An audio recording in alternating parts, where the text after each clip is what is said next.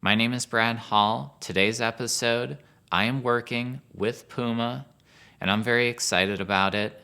They sent me an enormous box. Inside of that box, I got a pair of shoes, the Puma LQD Cell Optic. I'm going to be talking about that shoe today, and I'm also going to be talking about something else that was in this box, a digital projector. I'm going to see if using a digital projector is a cool new way to take photos for social media, so stay tuned. In my hand right now, the Puma LQD Cell Optic. It's a really interesting shoe, kind of a mix of styles in a certain sense. The shoe's got a chunky bottom, but the upper, it is pretty much paper thin, very sheer. You can see my finger right through it. The upper on this shoe, it's got a lot of colors, got a lot of shapes. I particularly like these two shapes on the toe box.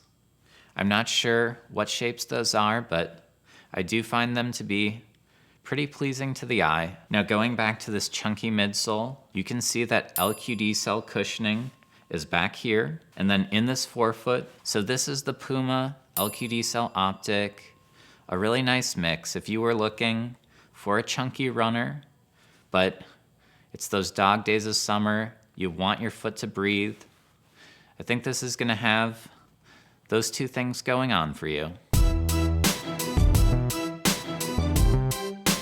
One of the really exciting things about getting this package in the mail, it came with some goodies, and the idea was cue up that digital projector, throw on those shoes, and take some really interesting photos. Now this was something totally new to me, so I wanted to know, is this a cool new way to take photos for social media platforms? During my first test, it was a little too light out, so I moved the test into a much darker area, the bathroom. I took a ton of photos in there, and they were really cool photos. If I had taken that without the projector, it would just be me in the bathroom. So I do think this is a cool new way to take photos of yourself wearing shoes, but I think it could get even cooler.